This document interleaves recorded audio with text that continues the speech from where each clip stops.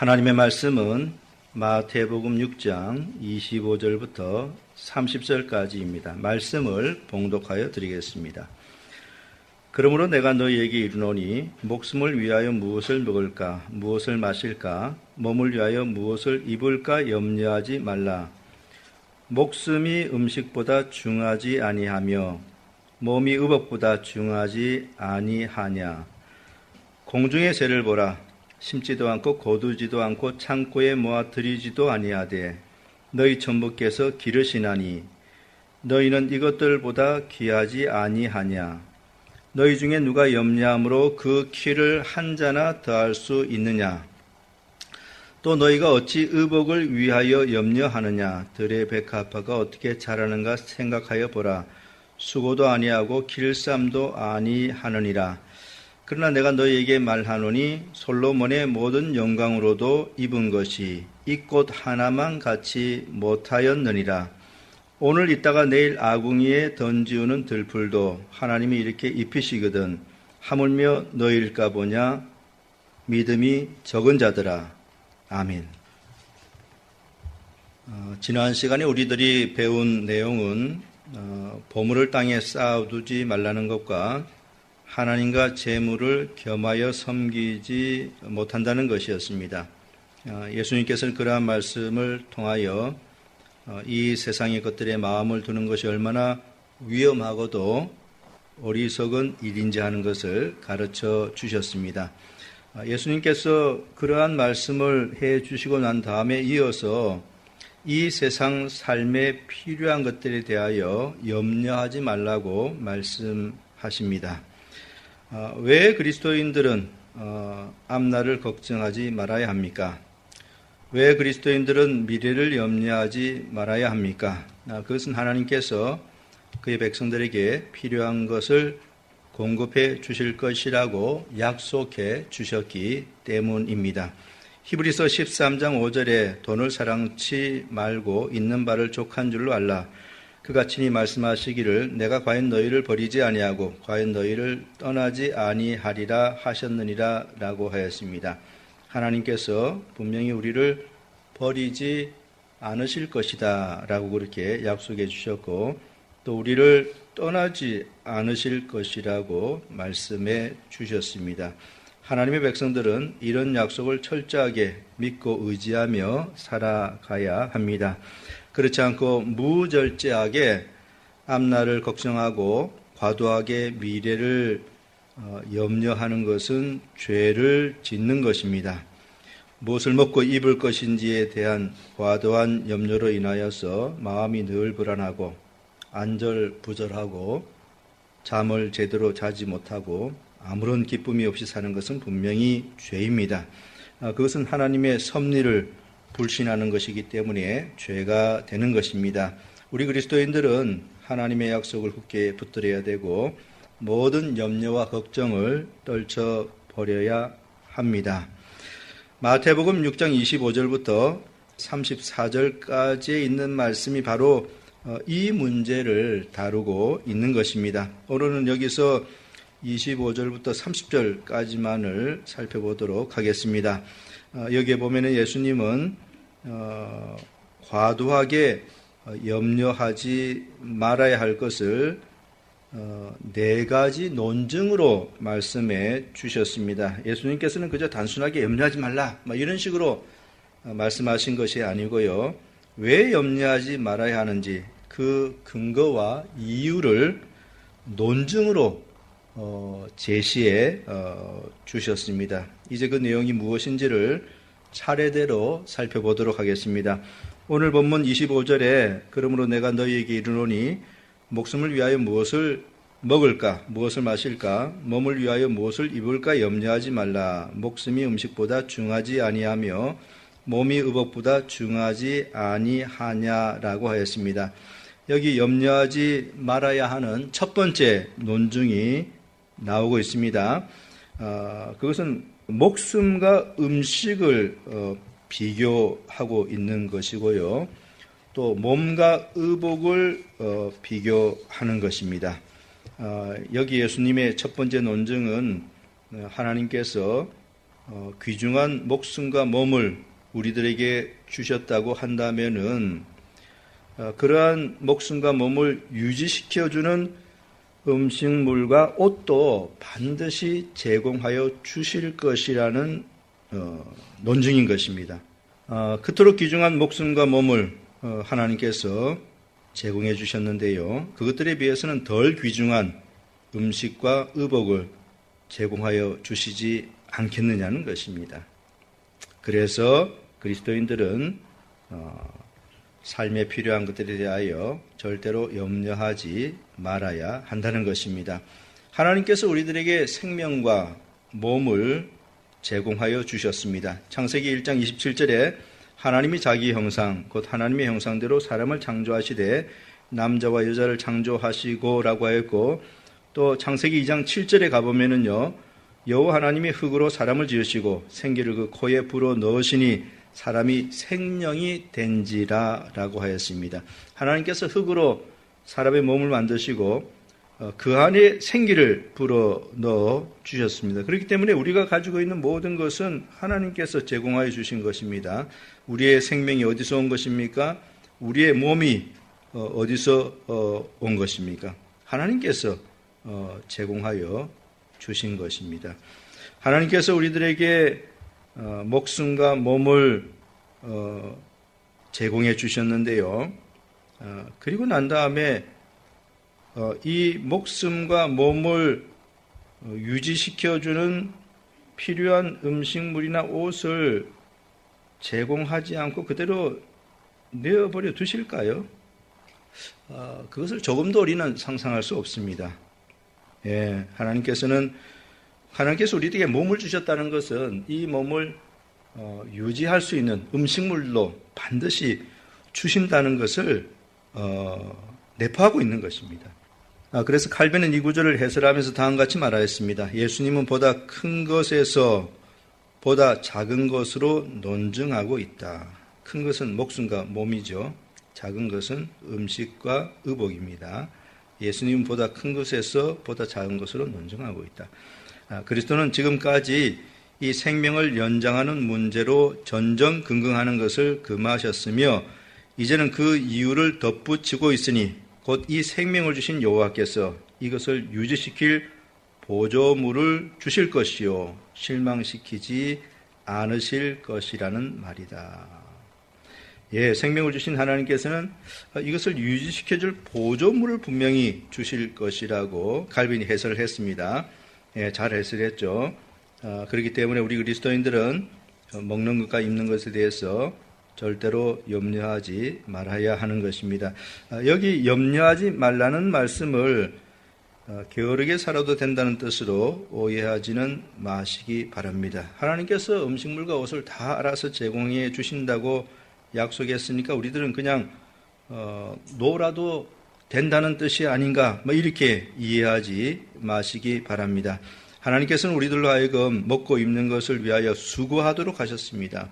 그렇게 할 때 그 과정을 통해서 우리들에게 먹을 것과 입을 것을 제공해 주시겠다는 그런 말씀인 것입니다. 창세기 3장 17절부터 19절까지에 아담에게 이르시되 내가 내 아내의 말을 듣고 내가 너더러 먹지 말란 나무 실과를 먹었은즉 땅은 너로 인하여 저주를 받고 너는 종신토록 수고하여 그 소산을 먹으리라. 땅이 내게 가시덤불과 엉겅퀴를 낼 것이라. 너의 먹을 것은 밭의 채소인즉 내가 얼굴에 땀이 흘러야 식물을 먹고라고 하였습니다. 여기 분명히 얼굴에 땀을 흘려야 된다. 그렇게 수고할 때 비로소 먹을 수 있다라고 그렇게 말씀하셨습니다. 우리들이 수고할 때 하나님께서 우리들에게 음식과 의복을 제공하여 주시는 것입니다. 염려하지 말라라는 이런 말씀을 게을리 살아도 된다.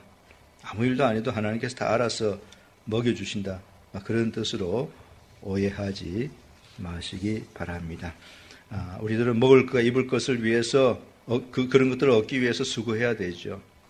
예. 그렇게 할 때 하나님께서 반드시 삶에 필요한 것들을 공급하여 주시겠다고 그렇게 말씀하시면서 그리스도인들은 염려하지 말라는 것입니다. 생명과 몸을 주신 하나님께서는 또한 이것을 유지하는 데 필요한 것들도 분명히 공급하여 주실 것이라는 그러한 논증인 것입니다.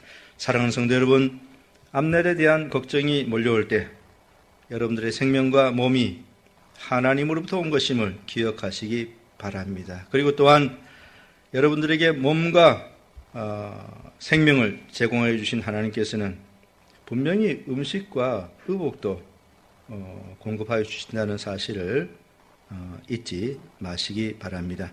하나님께서 여러분들을 사치스럽게 살도록 해 주시지는 않습니다. 하나님께서 여러분들을 호화롭게 살도록 해 주시지는 않습니다. 그러나 하나님께서 분명히 여러분들을 적당하게 먹이시고 입혀 주실 것입니다. 하나님께서 반드시 여러분들을 일용할 양식으로 채워 주실 것입니다. 하나님께서 여러분들을 떠나지 않으실 것이고 여러분들을 버리지 않으실 것입니다. 그렇기 때문에 앞날을 걱정하거나 염려하지 말아야 하는 것입니다. 이제 그 다음 26절에 가보면 예수님께서는 두 번째 논증을 사용하셔서 염려하지 말라고 말씀하십니다. 여기서는 예수님께서 공중의 새와 하나님의 백성을 비교하면서 논증하고 계십니다. 예수님께서는 먼저 덜 중요한 공중의 새에 대해서 말씀을 하셨고요. 그리고 난 다음에 곧바로 중요한 하나님의 자녀들에 대한 진리로 옮겨가면서 논증을 해 주셨습니다. 26절에 공중의 새를 보라. 심지도 않고 거두지도 않고 창고에 모아 들이지도 아니하되 너희 천부께서 기르시나니 너희는 이것들보다 귀하지 아니하냐라고 하였습니다. 예수님께서 공중의 새를 보라라고 이렇게 말씀을 하셨는데요. 어쩌면 예수님께서 산상수훈을 말씀하시는 바로 그 시간에 하늘에 새들이 날아다녔을 수도 있습니다. 이스라엘 땅에는 많은 새들이 살고 있었습니다. 레위기 11장 13절부터 19절까지 보면은 여러 가지 종류의 새들이 나오는데요. 독수리, 솔개, 어웅, 매, 까마귀, 타조, 다우마스, 갈매기, 새매, 올빼미, 노작, 부엉이, 따오기, 딩아, 또 학, 항새, 대승, 그리고 심지어 박쥐, 이런 새들이 나오는데요. 이스라엘 땅, 팔레스타인 땅에 이러한 새들이 살고 있었습니다.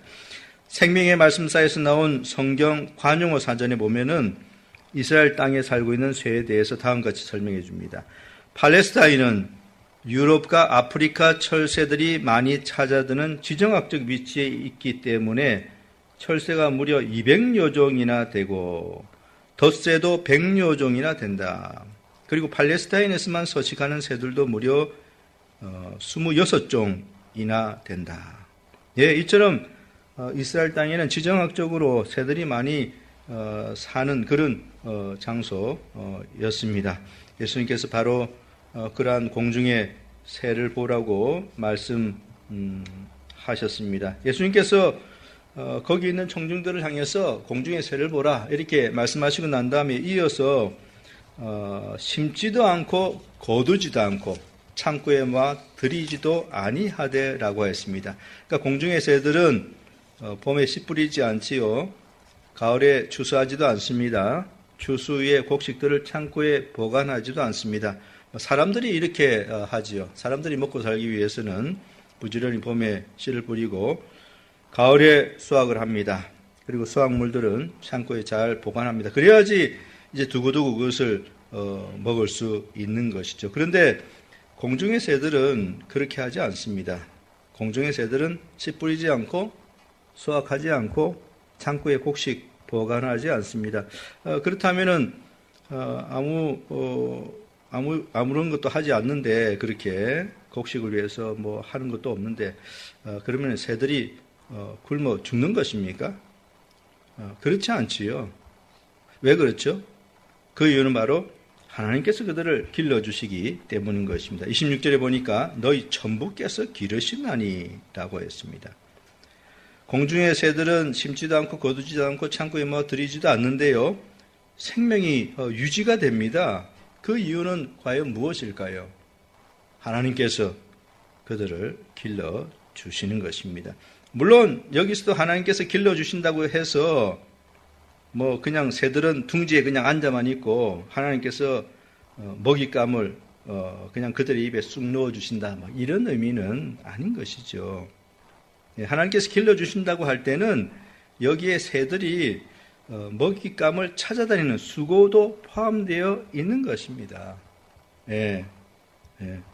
새들은 부지런히 먹잇감을 찾아다닙니다. 독수리는 높은 산 위에서 땅 아래 먹잇감들이 있는지 뚜렷하게 내려다보지 않습니까? 그러다가 먹잇감이 딱 포착되면 어떻게 되죠? 그 순간에 쏜살같이 내려가서 그것을 낚아챕니다. 또 어떤 바다새는 하늘로 높이 올랐다가요, 그 다음에 곧바로 수직 낙하하더라고요. 그래서 바닷속으로 들어가서 그 바닷속 안에 있는 물고기를 잡는 그런 새도 있는 것을 제가 보았습니다. 숲속에 있는 새들은 곤충을 찾아내어서 먹지요. 이렇게 새들이 먹잇감을 찾기 위해서 수고합니다. 그런데도요, 그들을 길러주시는 분은 하나님이십니다. 왜냐하면 하나님께서 허락지 아니하시면은 그들은 먹이를 찾아 먹을 수가 없기 때문에 그런 것입니다. 그래서 궁극적으로 하나님께서 그들을 먹이시고 길러 주시는 것입니다. 예수님께서는 이러한 공중의 새에 대하여 말씀하시고 난 후에 두 번째 논증의 결론으로 너희는 이것들보다 귀하지 아니하냐라고 그렇게 말씀을 하셨습니다. 첫 번째 논증에서는 목숨이 음식보다 중하지 아니하며 몸이 의복보다 중하지 아니하냐라고 그렇게 말씀을 하시죠. 이거 논증입니다. 두 번째 논증은 너희는 이것들보다 귀하지 아니하냐라고 했는데 대단히 강력한 논리인 것입니다. 하나님의 자녀들과 미천한 공중의 새를 비교한 것이죠. 하나님의 자녀들은 미천한 공중의 새와 비교하면 훨씬 귀한 존재입니다. 그리스도인들은 예수 그리스도의 피값으로 구원을 얻은 자들이죠. 그러니 얼마나 참 귀한 그런 존재들입니까? 로마서 5장 6절부터 8절까지에 우리가 아직 연약할 때 기약대로 그리스도께서 경건치 않은 자를 위하여 죽으셨도다. 의인을 위하여 죽는 자가 쉽지 않고 선인을 위하여 용감히 죽는 자가 혹 있거니와 우리가 아직 죄인 되었을 때 그리스도께서 우리를 위하여 죽으심으로 하나님께서 우리에게 대한 자기 사랑을 확증하셨느니라 라고 했습니다. 하나님께서 우리 그리스도인들을 사랑하셔서 독생자 예수 그리스도를 우리를 위하여 내어주셨습니다. 그리스도인들은 십자가 피로 구원 얻은 자들이죠. 그리스도인들은 불멸의 영혼을 가진 자들로서 죽어서 천국에서 영원히 있게 될 그런 고귀한 존재들입니다. 그리스도인들은 미천한 공중의 새와 비교할 수 없을 정도로 하나님 앞에 귀한 그런 존재들이죠. 그렇기 때문에 공중의 새를 그처럼 먹이시고 길러주시는 하나님께서 그의 자녀들은 얼마나 더 잘 돌보아 주시겠다는 것입니다. 그렇기 때문에 염려하지 말라는 것이죠. 사랑하는 성도 여러분, 공중의 새를 돌보아 주신 하나님께서 여러분들을 돌보아 주지 않으시겠습니까?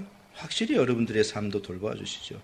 그렇기 때문에 여러분들은 하나님의 섭리를 철저하게 의존하고 모든 염려를 다 버리고 살아가야 할 것입니다. 이제 27절로 가보겠습니다. 거기에 보면은요, 예수님께서는 너희 중에 누가 염려함으로 그 키를 한 자나 더할 수 있느냐라고 그렇게 말씀하셨는데요. 이것은 바로 세 번째 논증인 것입니다. 이것도 논증입니다. 첫 번째 논증은 목숨이 음식보다 중하지 아니하며 몸이 의복보다 중하지 아니하냐라는 것이고요. 서로 비교한 것이죠. 두 번째는 너희는 이것들보다 귀하지 아니하냐. 이것도 비교한 것입니다. 새와 그리스도인들을 이제 비교한 것이죠. 그리고 세 번째 이제 비교하면서 논증하는 것은 너희 중에 누가 염려함으로 그 키를 한 자나 더할 수 있느냐라는 것입니다. 여기 키는 헬라어로 헬리키아인데요. 이 헬리키아라고 하는 헬라어 단어의 뜻은 나이, 생명의 시간, 즉 수명을 말하는 것이죠. 또 장성한, 그리고 키, 이런 여러 가지 의미를 가지고 있는 단어입니다. 그래서 킹 제임스 영어 성경, 그리고 우리 성경인 한글 개역 개정 다 헬리키아를 키로 번역을 하였습니다. 그래서 키로 번역을 하면은 염려함으로 키를 조금도 늘릴 수는 없다. 그런 뜻이 되는 것이죠. 염려한다고 해서 우리 키를 조금이라도 더 늘릴 수 없다라는 그런 의미가 되는 것입니다. 거기에 반해서 NASB 영어 성경은 헬리키아를 생명의 시간으로 번역을 하였습니다. 그래서 이 생명의 시간으로 이제 번역을 하면은요, 염려한다고 해서 생명을 조금 더 연장할 수는 없는 것이다. 이런 뜻이 되는 것입니다. 그런데 이 헬리키아를 키로 번역하든지 생명의 시간으로 번역하든지 27절의 의미는 차이가 전혀 없습니다. 우리가 염려함으로 우리의 키 또는 우리의 생명을 조금 더 연장할 수는 없다는 그런 말씀인 것입니다. 그렇다면 누가 우리의 키를 자라게 해주는 것일까요? 누가 우리의 생명을 유지시켜 주는 것입니까? 그것은 곧 하나님이신 것입니다. 우리 인간은 대단히 연약하고 무력한 존재입니다. 우리는 스스로 할 수 있는 것이 아무것도 없죠. 하나님께서 축복해 주지 않는 한 우리들이 스스로 할 수 있는 일은 아무것도 없습니다. 우리가 아무리 염려한다고 해서 키를 한 자나 더 자라게 할 수 있습니까? 없습니다. 우리가 아무리 염려한다고 해서 생명을 조금이라도 더 연장시킬 수 있습니까? 없습니다. 네. 우리의 키를 한 자나 더 자라게 해주시는 분은 바로 하나님이십니다.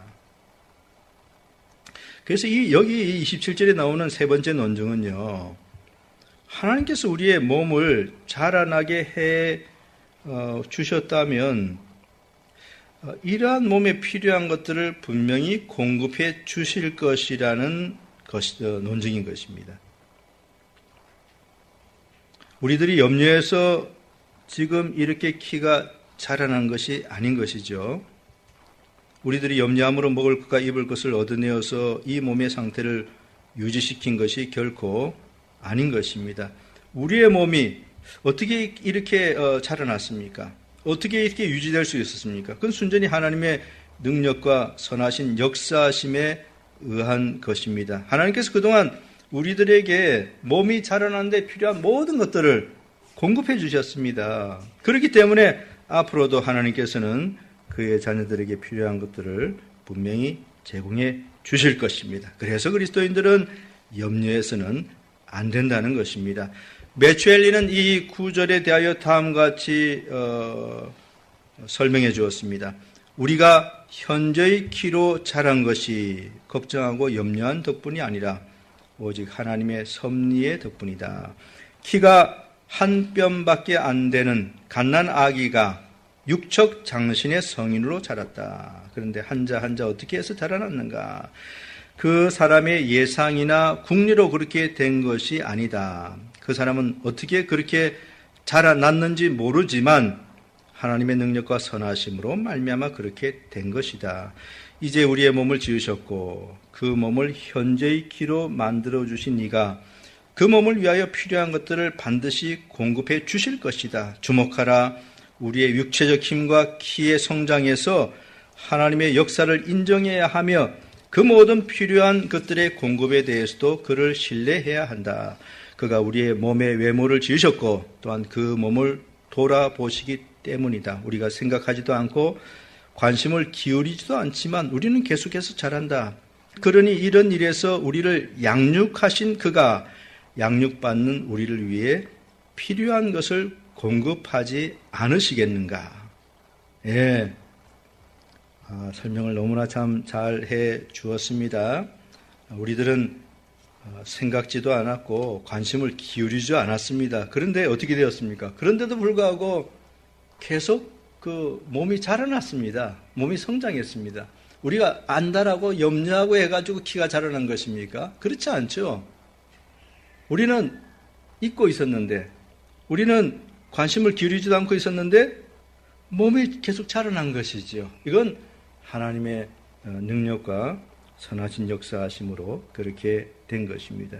이렇게 우리의 몸을 하나님의 섭리에 의해서 자라나게 하나님께서 해주셨다면은 이 몸이 앞으로도 유지되는 그 일을 위해서 과연 하나님께서 필요한 것들을 공급해 주지 않으시겠습니까?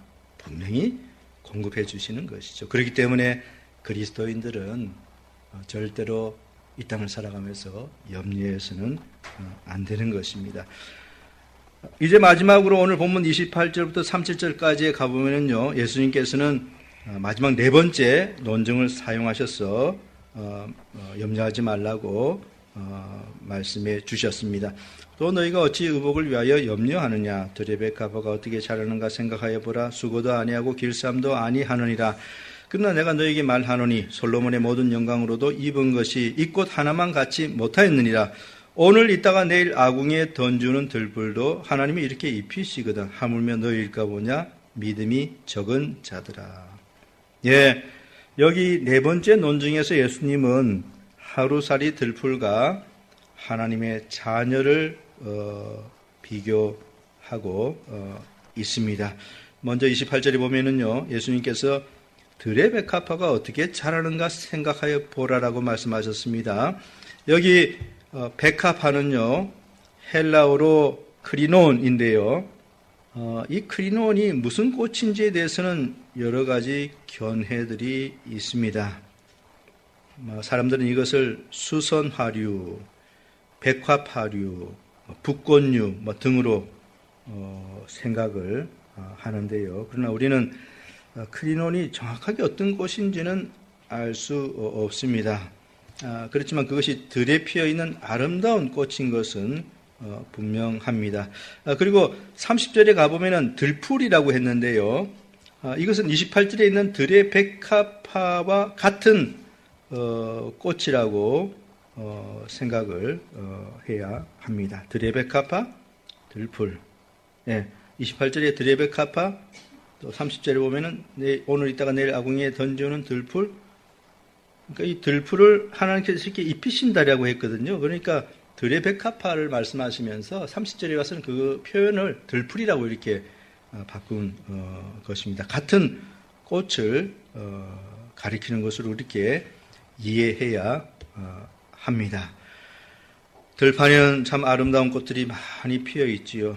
예수님께서 산상수훈을 말씀하시던 바로 그 장소 주변에도 아름다운 꽃들이 많이 피어 있었을 것입니다. 예수님께서는 바로 그러한 아름다운 꽃들 중에 어떤 꽃을 가리키시면서 그 꽃을 생각해 보라고 말씀을 하셨던 것입니다. 성경에 나오는 꽃들은 대략 다음과 같습니다. 살구꽃, 샤프란, 백합화, 고베라, 수선화, 석류꽃 등이죠.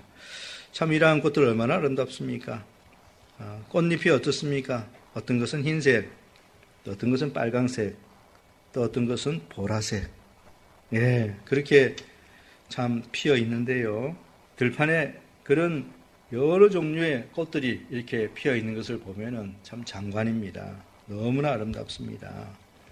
예, 예수님께서는 들판에 피어 있는 그러한 꽃들 중에 백합화를 생각해 보라고 그렇게 말씀을 하셨습니다. 여기서 예수님은 특별히 그 백합화가 입고 있는 옷이 얼마나 아름다운지를 생각해 보라고 그렇게 말씀을 하신 것입니다. 그렇다면 누가 들판에 피어 있는 백합화에게 그렇게 아름다운 옷을 입혀 준 것일까요? 백합화는 너무나 아름답지 않습니까? 너무나 아름다운 옷을 입고 있습니다. 누가 그 백합화에게 그렇게 아름다운 옷을 입혀 준 것일까요? 백합화가 스스로 수고해가지고 그런 아름다운 옷을 만들어서 입어서 그렇게 아름다운 것일까요? 결코 그렇지 않지요. 28절에 보니까 들의 백합화가 어떻게 자라는가 생각하여 보라. 수고도 아니하고 길쌈도 아니하느니라 라고 하였습니다. 길쌈이라고 하는 것은 실을 만들어서 짜는 것을 말합니다. 실을 만들어 가지고 그것을 짜서 옷을 만드는 거, 그걸 길쌈이라고 합니다. 예. 그래서 누가복음 12장 27절에 가보면은요, 누가복음 12장 27절에서는 백합화를 생각하여 보아라. 실도 만들지 않고 짜지도 아니하느니라 라고 하였습니다. 길쌈이라는 게 바로 이겁니다. 실을 만들고 짜는 거, 바로 길쌈이죠. 그런데 들의 백합화는 수고도 하지 않고 길쌈도 하지 않는다고 예수님께서 말씀하셨습니다. 그러면 스스로 자기들이 수고해가지고 그렇게 아름다운 옷을 입고 있는 것이 아니라면은 과연 누가 그들에게 그렇게 아름다운 옷을 입혀 준 것일까요? 그것은 바로 창조주 하나님이신 것이지요. 창조주 하나님. 창조주 하나님께서 그들에게 그토록 아름답고도 눈부신 옷을 입혀 준 것입니다. 예수님께서는 백합화가 입고 있는 옷이 얼마나 아름다운지 하는 것을 강조하기 위해 가지고요, 솔로몬의 옷과 비교까지 해 주셨습니다. 29절에 그러나 내가 너에게 말하노니 솔로몬의 모든 영광으로도 입은 것이 이 꽃 하나만 같지 못하였느니라 라고 하였습니다. 인간의 눈으로 볼 때는 솔로몬의 옷이 얼마나 참 화려하고 장엄한 것입니까? 나라의 임금이 입는 옷은요, 평민이 입는 옷과는 전혀 다릅니다. 왕이 입는 옷은 그 나라에서 옷을 가장 잘 만드는 기술자가 만드는 그런 옷이죠. 그리고 거기에는 온갖 값비싼 것들이 다 들어갑니다. 그렇기 때문에 사람들이 그 옷을 보면은 아주 장엄하게 보이고 화려하고 영광스럽게 보이죠. 그러니 솔로몬 왕이 입던 옷 얼마나 화려하고 아름다웠겠습니까? 그러나 예수님께서는요, 솔로몬의 옷도 들의 백합화에 비하면 아무것도 아니라고 그렇게 말씀을 하셨습니다. 솔로몬의 그 영광스러운 옷들도 들의 백합화에 비교하면 아무것도 아니다. 그는 내가 너희에게 말하노니 솔로몬의 모든 영광으로도 입은 것이 이 꽃 하나만 같지 못하였느니라. 인간이 만든 최고의 아름다운 옷도 백합화가 입고 있는 자연 색깔의 옷에 비교하면은 그 영광과 찬란함을 곧바로 잃어버리게 되는 것입니다.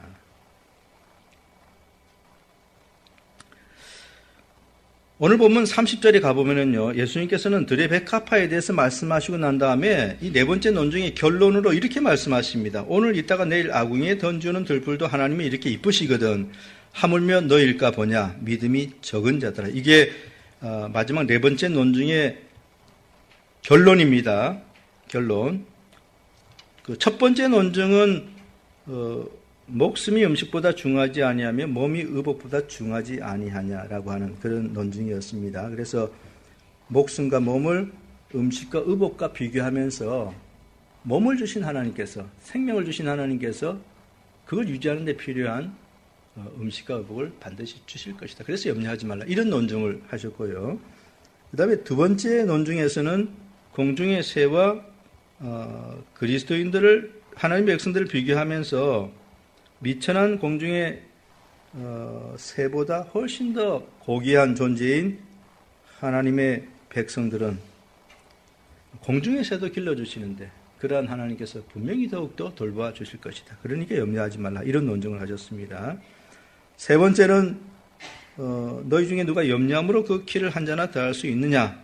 그렇게 말씀하심으로써 우리의 몸을 자라나게 하신 그 하나님께서 앞으로도 계속 돌봐주시고 필요한 것들을 공급해 주실 것이기 때문에 염려하지 말라는 그런 논증이었고요. 마지막 이 네 번째 이 논증은요, 아주 강력한데 오늘 있다가 내일 아궁이에 던지는 들불도 하나님이 이렇게 입히시거든. 하물며 너일까 보냐. 믿음이 적은 자들아 라고 하였습니다. 오늘 있다가 내일 아궁이에 던지는 들풀이라고 했으니까 들의 백합화가 아무리 아름다워도 조금 후에는 시들어 버리게 되고, 그러면 사람들이 그것들을 모아서 땔감으로 쓰기 위해서 아궁이에 던져 버린다는 것입니다. 네. 그러니까 들판에 피어있는 백합화가 아무리 아름다워도 하루살이에 불과하다라는 것을 이제 여기서 암시해주고 있는 것이죠. 예. 그런데 하나님께서는 그러한 하루살이에 불과한 들풀도 가장 아름답게 옷을 입혀 주신다고 그렇게 말씀을 하면서 예수님의 이 네 번째 논증의 결론은 하나님의 백성들은 얼마나 더욱더 잘 입혀주시겠는가. 그러니까 의복을 위하여 염려하지 말라. 이렇게 이제 말씀하시는 것입니다. 그러면서 믿음이 적은 자들아라고 이렇게 덧붙였으니까 앞날을 막연하게 걱정하고 염려하는 그런 자들, 먹을 거, 마실 거, 입을 것 때문에 참 안절부절하는 그런 자들을 믿음이 아주 적은 자들이라고 했습니다. 하나님의 섭리를 불신하는 그런 사람인 것이죠. 하나님의 약속을 굳게 붙들지 못하는 그런 사람들인 것입니다. 예, 들의 백합화, 하루살이 들풀이지 않습니까? 이것도 가장 아름답게 입히셨다면은 가장 귀한 그의 백성들, 하나님 백성들은 더욱더 하나님께서 잘 돌보아 주실 것입니다. 사랑하는 성도 여러분, 앞날에 대한 염려가 몰려올 때에 하찮은 들풀도 하나님께서 아름답게 입히신다는 것을 늘 기억하시기 바랍니다. 들의 백합화를 입히시는 하나님께서는 확실히 그의 백성들도 입혀주시고 돌봐주시는 것입니다. 미래에 대한 막연한 불안함과 걱정이 찾아올 때 들풀을 입히시는 하나님을 생각하면서 모든 염려, 걱정, 근심을 떨쳐버려야 하겠습니다. 하나님의 자녀들은 하루살이 들풀보다 훨씬 더 고귀한 존재들인 것이죠.